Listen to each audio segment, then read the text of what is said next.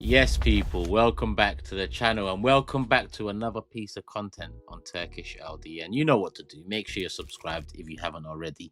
Make sure you hit the like button. Surely you couldn't have already. The video has just dropped. It's a few seconds in, but hit the like button, people. Let's get it to 1,000 likes nice and early before it ends. I might do a live about it at some point, but we all know the news. It's landed. At this point, I don't know when I'm going to release the video, so it's either confirmed, signed, sealed, delivered that Andrea Berta is our new sporting director, or it's on the cusp. It's been announced by Fabrizio Romano. It's been double confirmed by David Ornstein, two of the more familiar faces in the know scene. So it all looks likely that he will be the man for the job. And I mentioned Sweet One. I'm more than happy with the appointment. More than happy with the appointment. I'm not going to lie to you people. When I saw the list, I thought he stands out. But more often than not, when it comes to Arsenal and lists, the ones that stand out, they don't tend to be the ones that come over the line. We heard Alabe, and to be honest, everything about him, I thought, yeah, it looks like he'll be him. Based off nothing, but he's Spanish. We've signed a Sociedad player. Looks like we're going to sign another one. He's been linked to a couple of the others that we've had or been interested in the past. Well, Odegaard have. Isak interested, or so we believe. Who really knows? Riziki, remember that one? Early days. Benayoun, less said on that one, the better. But when I saw Berta, I said to myself, yeah, this is the guy. Italian, experienced, quality, resume speaks for itself. And that's who we've got over the line. That's the man that takes us into the most important summer for Mikel Arteta as an Arsenal manager, and probably the most important summer for the Cronkies since Be Excited. Interesting. But hands up, it looks like from the available options, we've got the man that brings no excuses. He brings no excuses. How can he with the resume? How can he when he's worked at a higher level than Arsenal have been in the last 10 years at Atletico? Couple league titles, couple Europa Leagues, a Super Cup. I think there's a Copa del Rey in there somewhere. And obviously the 2 Champions League finals didn't go their way. But he worked wonders with Simeone, ruthless in the transfer market, and someone who also picked out market opportunities. We're going to need a few of those. You remember Holy people? Sugar-free alternative to Red Bull. They're helping me live a healthier lifestyle. Yeah, they're back, people. You've obviously showed them some love. It's time to show them some more love. Since the last time I mentioned them, the milkshakes have dropped. I've got a couple of them here. The banana and the hazelnut. These are the only 2 I've opened so far. They've also got vanilla, caramel, and strawberry, if I'm not mistaken. Off the top of my head, I've only got about 4 hazelnut left and 6 banana. I'll mix them, people. Industry secret. No sugar. Key.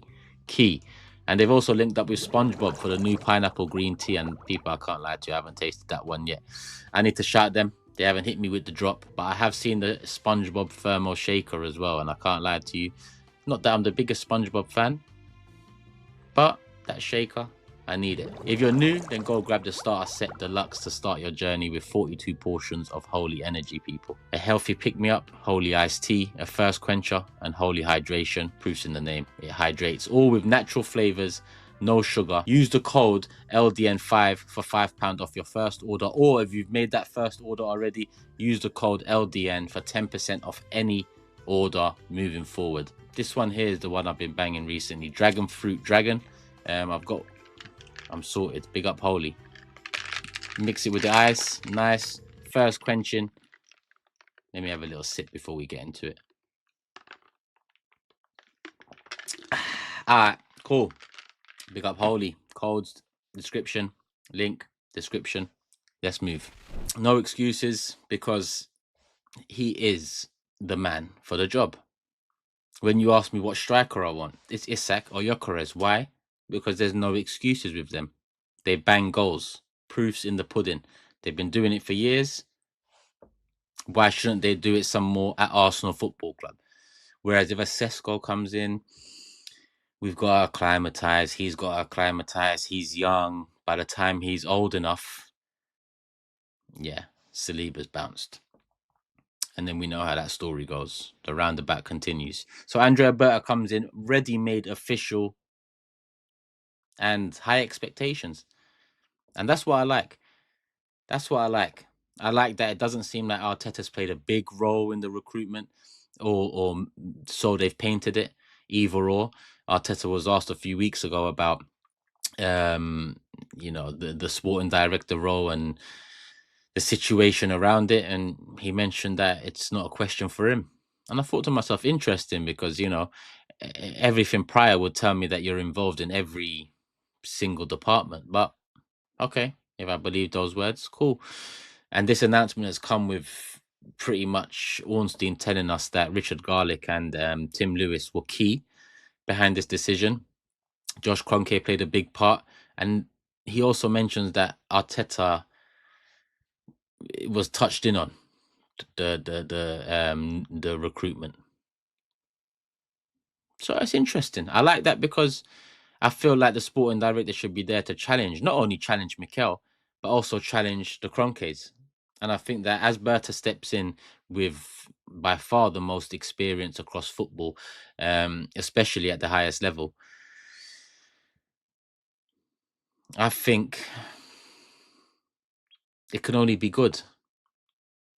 Diego Simeone spoke of disagreements and how Atletico being number one for both him and Berta led to alignment.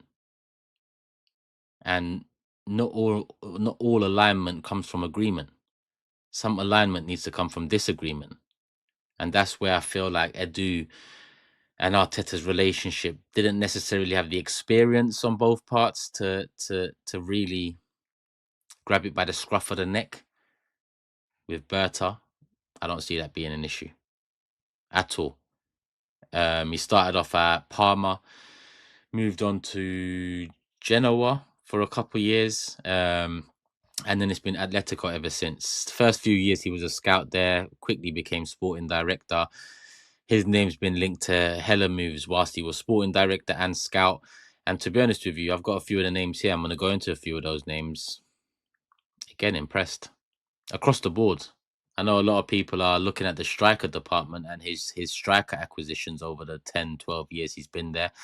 But across the board, both in midfield and defensively and in goal, he's had some gems.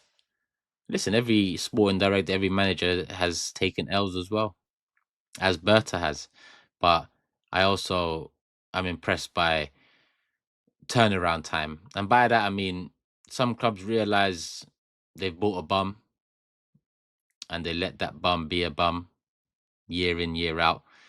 Some teams realize they've bought a bum and try and get that bum out as soon as possible. And I feel like Bert has done that many a time with Atletico. I'll get into a few of the names.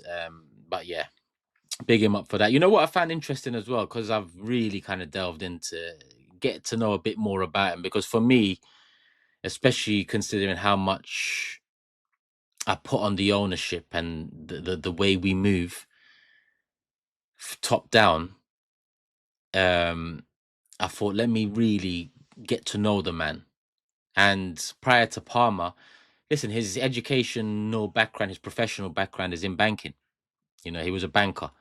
But what I found interesting is, next to doing his professional career, he was also in charge of running the games, managing the games in the local area, night games in the local area.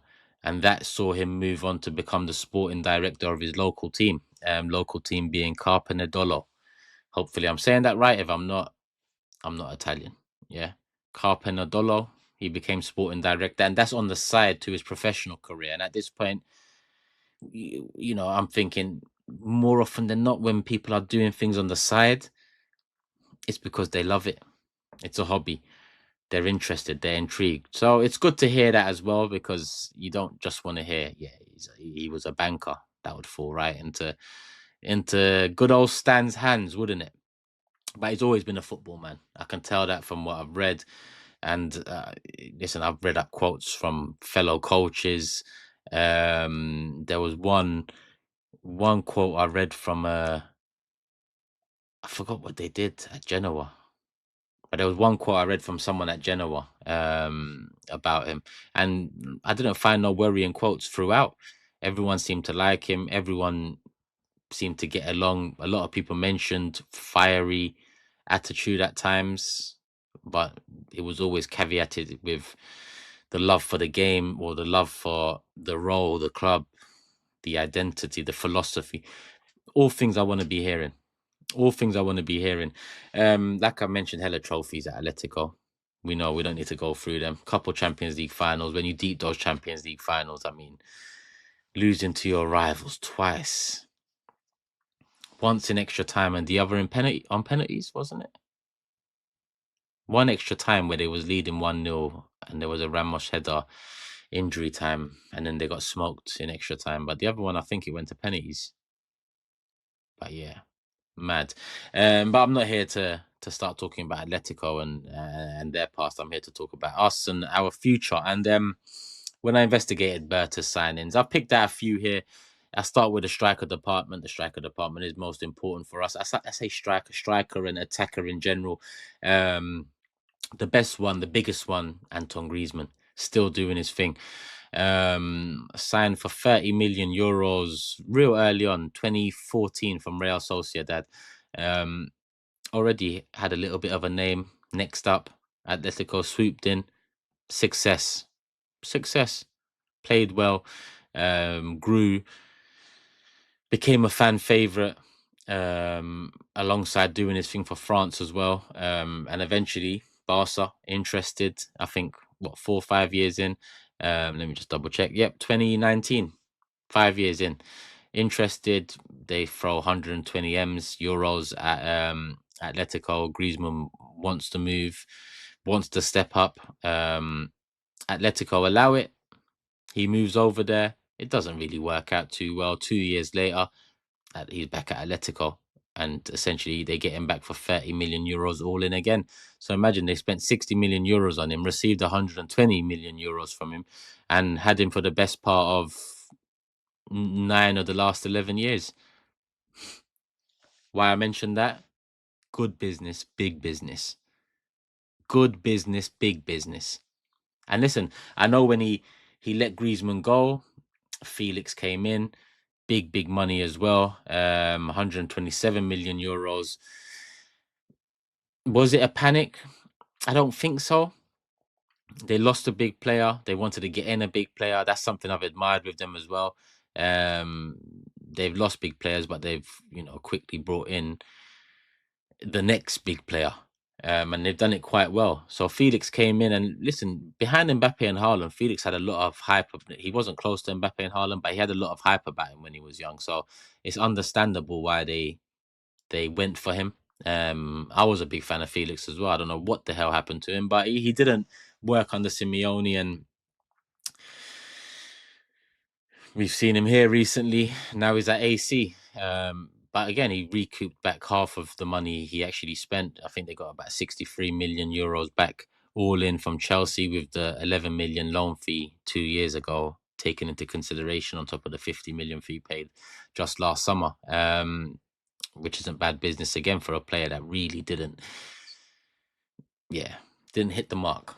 He didn't hit the mark. So yeah, Griezmann, top business. And I look at two other pieces of business now. One was very early on, when he was still considered scout, but lead scout or something along those lines. But David Villa coming in seemed past it, maybe. Surplus to requirements at Barca. David Villa comes in, helps win them the league. What a signing. What a signing. Luis Suarez, surplus to requirement at Barca, seems past it, comes in, helps win them the league. I like that. Those two, market opportunities. That's what you call market opportunities. And that's what you call taking advantage of market opportunities. Beautifully. Suarez and Villa, yes, they're on the down, but we can get one or two out of them. And you see those two moves, they both yielded, I was about to say Premier League, La Liga titles. Big business, good business. Market opportunity business. I like it.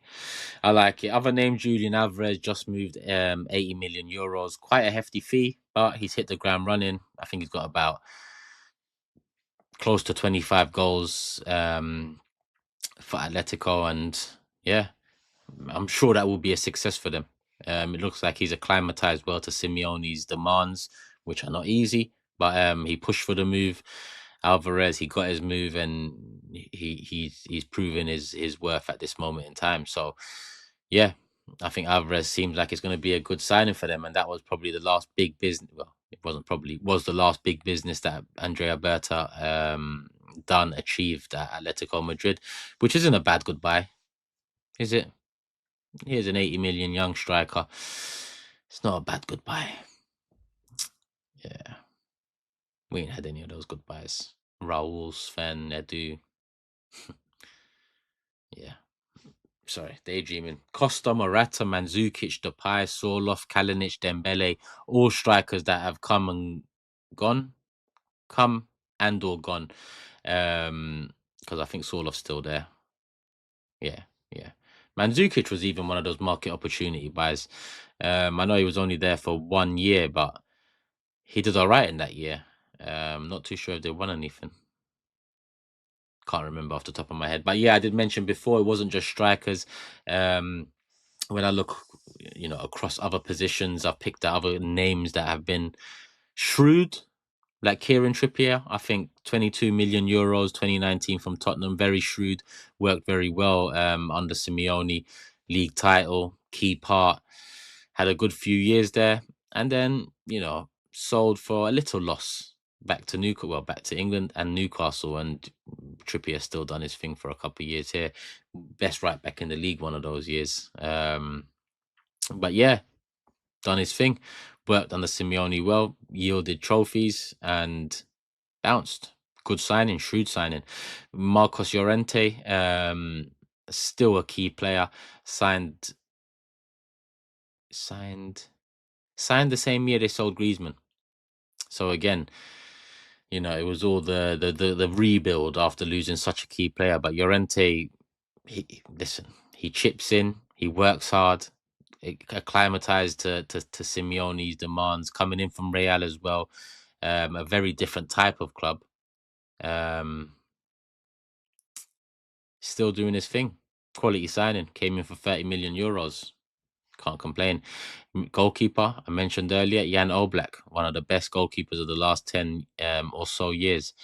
And he came in for like 15 million from Benfica. Shrewd, market opportunity, great scouting, class. Oblak class. Loyal as well at the same time. Atletico really created that, where players don't really disrespect the club. Players have wanted to move and the club allow it to happen. Players don't really disrespect the club. Interesting.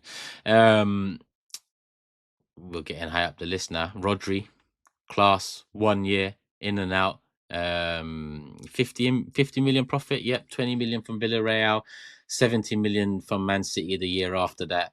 Was a release clause, but when you make 50 M profit across a year, you're smiling. What year was that? 2018, 2019, he went to Man City, and Atletico still won after Rodri left. So, it was a win-win for them. Good profit, big business, good business. A shame, quality player lost, but Atletico keep the ball rolling. They don't often look back and say, "I miss you." They don't often do that. And the last name I got didn't shut it down over there, but he's doing his thing over here for the last couple of years. Mateus Cunha played at Atletico, didn't work out, but I guess the proof's in the pudding. He has got quality. Maybe the league wasn't for him. He's doing his thing over here. Already been of interest, supposedly. suits, what we need in terms of the attacking four and the positions he can play. I'm not saying striker, definitely not striker, but we need more than just a striker. So Cunha, I've put him on the list. He signed for 35 million from Hertha Berlin, and they sold him for 50 million to Wolves. So again, didn't work out. They made a profit. Good business, big business. Keep it moving, keep it rolling. No, I misuse. I can fuck with that, people. I can fuck with that. And really, all I've got here is the quote from Simeone, and I'm going to read the quote. It was an interesting quote, but I'm sure you've all read it too. I'm grateful for the work Berta has done. Berta has done with us. We've had a healthy relationship, even if we didn't always see eye to eye and agree on everything. Just like in any relationship, he was always aiming for the best for Atletico. He gave everything, and I thank him for his time. I wish him all the best. Nice words. I like it. Gives a little insight into, again, what Berta's like. He's not a yes man. And this is Diego Simeone we're talking about. Diego Simeone, in my opinion, putting Ancelotti aside as an OG, Diego Simeone has been a top 3 manager of this last decade plus. I put Pep, Simeone, and Klopp in the top 3. What he's achieved and nearly achieved at Atletico Madrid with those Champions League finals, nothing short of amazing. A league title in the Messi and Ronaldo era over there, and 2 league titles in 10 in a league that really is set up for Real and Barca to be winning it year in, year out. So yeah, if Berta can disagree, challenge, and work with a personality, a character, a winner like Diego Simeone, then bring him to the Emirates. Bring him to the carpet. Berta, welcome. I'm excited about this signing. Now get me excited about transfers, because as much as I've just talked for the last 10, 15, 20 minutes or so, ultimately, the sporting director doesn't put the ball in the back of the net. The sporting director doesn't pass it to the person that needs to put the ball in the back of the net. Those are things we need. Those are things I'm hoping Berta comes in and helps us fix, sort out, plug. Let's move, people. I'm going to come out with another video soon. What Arsenal need this summer. Off the back of this Andrea Berta news, let's go big. And by that, I mean us fans. Let's go big. Whether it's dreaming big or demanding big, let's go big and see what we're left with come game week 1 of the 25-26 season. Hit the like button. Make sure you're subscribed. Love for the love as always, people. And give me your thoughts in the comment section below. And let's not forget, show Holy some love. LDN 5 for £5 off. LDN for 10% off any other order after that. Remember where you heard it first, people. We're out. Peace.